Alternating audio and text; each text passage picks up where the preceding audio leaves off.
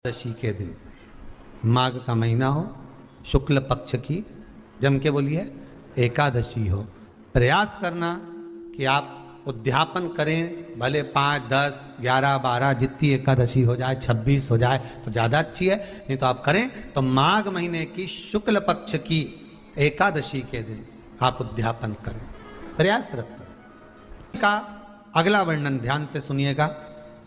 मान लो आपने एकादशी का उद्यापन में बाद में करूं नहीं करूं, श्वास का कोई भरोसा है? बोलो तो, है क्या कोई भरोसा? नहीं। श्वास रुक जाएगी चलते चलते, क्षमा बुझ जाएगी जलते जलते, दम निकल जाएगा रोशनी का, क्या भरोसा है इस जिंदगी का? कोई भरोसा है कि आप 26 एकादशी पूरी कर पाओगे? जब 26 एकादशी पूर्ण हो जाए तब आप उद्यापन एक बार का जरूर करें। किसी के मृत्यु के बाद आपने जो एकादशी दी है, जैसे कोई परदादा गए, दादा गए, कोई बुजुर्ग गया, पंडित जी ने कहा एकादशी का दान दो, आपने दे दी 5 एकादशी, 4 एकादशी, 3 एकादशी, 2 एकादशी, आपने जो एकादशी दी है, मना नहीं, दो और देना चाहिए। दान धर्म पुण्य तो करते रहना चाहिए, जब मन मिले तब कर दो, मौका मिले तब करो। तो एकादशी जो आपने दी है, और आपने किसी जीव को एकादशी दी है जो चला गया है, उस जीव को जब एकादशी दे देते हो, उसकी 11 एकादशी, 5 एकादशी, 3 एकादशी जितनी आपने दी है उतनी पूरी हो जाती है।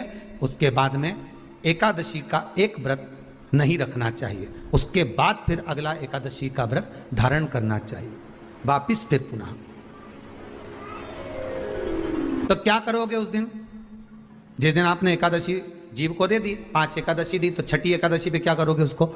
ये नहीं कि आपको अन्न खाना है, आपको व्रत नहीं रखना, पर आपको अन्न का सेवन नहीं करना। उस दिन दूध की सामग्री, कोई फ्रूट्स, कोई फल आपको उस दिन ग्रहण कर लेना, पर आपको ये नहीं करना है कि हमने तो एकादशी करी नहीं है आज, तो हम अन्न खा लेंगे। नहीं, कथा में वर्णन आया था, कल कथा में कहा था, मुर को जब मारने का समय आया, पाप सामने आ गया, भगवान ने उस पाप को किस में ले जाकर छोड़ा? पाप पुरुष को अन्न के भीतर। पाप पुरुष कहां गया? अन्न के भीतर। एकादशी के दिन एक दिन पाप पुरुष अन्न के भीतर रहता। एकादशी का अगला वर्णन ध्यान से सुनिएगा। मान लो आपने एकादशी का उद्यापन में बाद में करूं नहीं करूं, श्वास का कोई भरोसा है? बोलो तो, है क्या कोई भरोसा? नहीं। कि आप 26 एकादशी पूरी कर पाओगे? नहीं, किसी ने देखा हो तो बात दूसरी। एक बार वो युधिष्ठिर के सामने कोई मांगने के लिए, एक दरवाजे पर कोई दान मांगने के लिए आ गया युधिष्ठिर के पास, और युधिष्ठिर ने कह दिया, महाराज युधिष्ठिर बोले कल आकर ले जाना, कल आओ ले जाओ। भीम ने एक ढोल उठाया और बजाना प्रारंभ करा, और साहब बजाया कि सारे लोग इकट्ठे हो गए। सबने पूछा हुआ क्या भीम, कौन सी खुशी की बात है, बात क्या है? तो भीम बोले मेरे भैया ने काल को जीत लिया। काल को जीत लिया मतलब मेरे भैया बोले कि कल आ जाना, हम तुमको दान दे देंगे। मतलब मेरे भैया जानते हैं कि कल तक मरेंगे नहीं, प्राण नहीं छूटेगा, मतलब इन्हें काल को जीता। ये समझ वाली बात है। आप हो, हम हो, कोई भी संसार का मनुष्य काल को नहीं जीता। जन्म मरण परण 3 भगवान के हाथ में है। जन्म मरण परण 3 शिव के हाथ है, मेरे भगवान के हाथ में। 3 भगवान के पास में है, 3 वो भगवान के पास है। कोई कितना ही करे,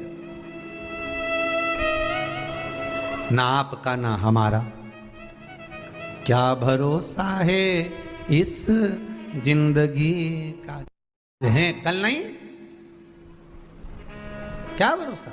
तो फिर मान लो हमने 7 एकादशी का व्रत कर लिया और उद्यापन नहीं कर पाए, 26 का इंतजार कर रहे थे और उससे पहले निपट गए, तो फिर उद्यापन ऊपर करोगे? अरे बोलो तो सही, उद्यापन कहां करोगे? सारे व्रतों में केवल एक व्रत ऐसा होता है एकादशी का, जिसका उद्यापन पहली एकादशी पर भी कर सकते हो। सारे उद्यापन में केवल एक उद्यापन ऐसा होता है, सारे व्रतों में एक व्रत का उद्यापन ऐसा होता है, वो है एकादशी का। ये जरूरी नहीं कि 26 पूरी होगी तभी तुम करोगे, या तो पहली में ही कर लो या फिर 26 पूरी हो तब कर। पर उद्यापन अगर तुमको ऐसा लगे कि हाँ मैं अभी तो जीऊंगी हो, अभी तुम्हारा बाल भी धोला नहीं हुआ, तुमको ऐसा लगे तो अभी तो मैं तो बढ़िया,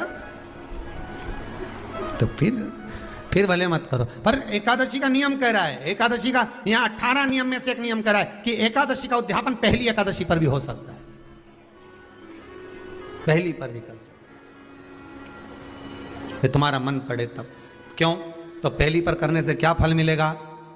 तो एकादशी की नियमावली कहती है अगर मान लो आपने पहली एकादशी पर भी उद्यापन कर लिया, इसके बाद में जितनी एकादशी करोगे वो सारी तुम्हारे खाते में जुड़ती जाएगी। मतलब बैंक में खाता खोल लो, ठीक है, खाता खोल लिया, अब जितना कमाता जाओगा उसमें डालते जाओ, जितनी कमाई करके लाओगे उसमें जमा करते जाओ। एकादशी एक बार उद्यापन पहले में भी हो गया तो बाकी का पुण्य तुम्हारे खाते में आ जाएगा,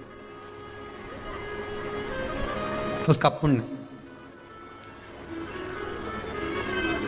एकादशी का उद्यापन बड़े महीने में माघ शुक्ल एकादशी के दिन, माघ का महीना हो, शुक्ल पक्ष की जम के बोलिए एकादशी हो, प्रयास करना कि आप उद्यापन करें, भले 5, 10, 11, 12 जितनी एकादशी हो जाए, 26 हो जाए तो ज़्यादा अच्छी है, नहीं तो आप करें तो माघ महीने की शुक्ल पक्ष की एकादशी के दिन आप उद्यापन करें, प्रयास रखें, प्रयास रखें। बड़े महीने के अंतर्गत जो उद्यापन, हाँ चतुर्मास के अंतर्गत उद्यापन नहीं होता एकादशी का, बहुत ध्यान दीजिए हमारा। ये जो सावन भादो कुंवर कार्तिक जो 4 महीना होते हैं भगवान के शयन करने के, इसके अंतर्गत एकादशी का उद्यापन नहीं होता, और इसके अंतर्गत उद्यापन करना भी नहीं चाहिए एकादशी हमारा। एकादशी का उद्यापन माघ महीने की शुक्ल पक्ष की एकादशी के दिन आप बहुत प्रेम से आनंद के साथ करिए महाराज। परंतु एकादशी के उद्यापन में सबसे ज्यादा अगर कुछ जरूरी होता है तो 24 तरह का नैवेद्य जरूरी होता है। कितने तरह का? 24 तरह का नैवेद्य। अब आप कहोगे गुरुजी उद्यापन हम कर रहे हैं एकादशी का, तो उसमें तो फलहार का हमें नैवेद्य बनाना चाहिए, तो फिर ये पुराण के अंतर्गत स्कंद पुराण में ये चीज लिखी है कि एकादशी का जब उद्यापन करते हैं तो 24 तरह का नैवेद्य बनाकर सिद्ध करते हैं। 24 तरह का नैवेद्य जान रख लेना, हलवा बना लो, खीर बना लो, पूड़ी बना लो, सब्जी बना लो, पकौड़ा बना लो, भजिया बना लो, ऐसे भगवान के पूजन का पूरी तैयारी कर कर मंडल आदि बनवाकर विद्वान ब्राह्मण को बुलाकर, कर्मकांडी ब्राह्मण को बुलाकर जो भगवत सेवा में एकादशी का उद्यापन कराए, उन ब्राह्मण के चरणों को नमन कर कर प्रणाम कर कर एकादशी का पूजन करवाइए, और उस मंडल की पूजन कराकर हवन द्वादशी को कराइए, एकादशी को हवन नहीं। एकादशी के उद्यापन का जो हवन होता है वो द्वादशी को। एकादशी का उद्यापन द्वादशी को बड़े प्रेम से आप खूब आनंद से हवन पूजन कराओ। पूजन कराने के बाद, हवन कराने के बाद 26 जोड़े ब्राह्मण ब्राह्मणी के बुलाकर भोजन कराकर उनको भाव से जो आप समर्पित कर सकते हो, जितनी आपकी सामर्थ्यता हो, उस सामर्थ्यता के अनुसार आप दान धर्म पुण्य करो, आप उन्हें प्रदान करो। और बन सके तो एकादशी की रात्रि को भी जागरण करें, और द्वादशी के दिन जिस दिन हवन करें उसकी भी रात्रि को कुछ जागरण करें। जागरण का मतलब पहले भी कथा में कहा, प्रदोष की कथा में वर्णन किया था। हम ये नहीं कहते कि तुम पूरी रात जगो, हमारा तो निवेदन है 15 मिनट का करो, आधे घंटे का करो, 20 मिनट का करो, पर रात्रि के समय थोड़ी देर अगर एकादशी का उद्यापन कर रहे हो तो जागरण थोड़ी सी देर अवश्य करें। नहीं कर सकते अकेले बैठकर राम नाम जप लें, भजन कर ले, पर करो।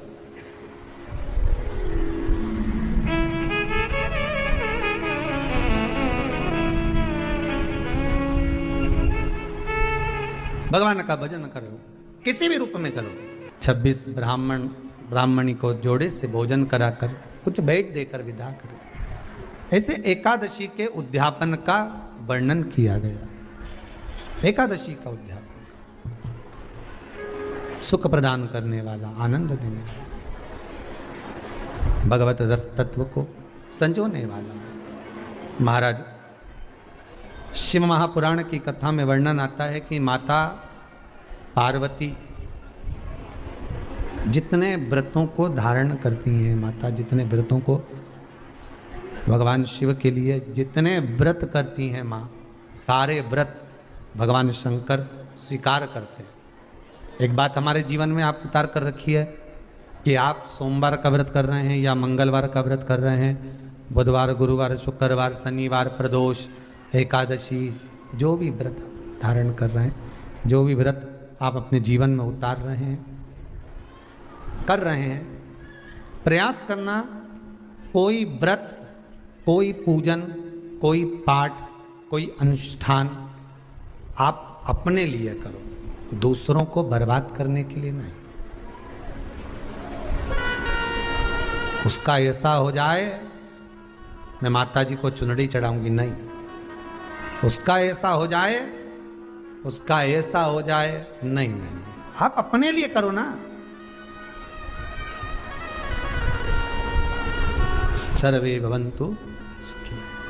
अगर आप व्रत कर भी रहे हो तो किसी के बुरा करने के लिए नहीं। अगर किसी के यहां जाकर आप पूछ भी रहे हो कि महाराज हमारे कहीं चले गए और कहा कि हम दुखी हैं, और कोई कह दे कि तुम तुम्हारे पड़ोसी से दुखी हो या तुम्हारे उनसे, तो उनके लिए हमें कुछ बुरा नहीं करना, आप अपना अच्छा कर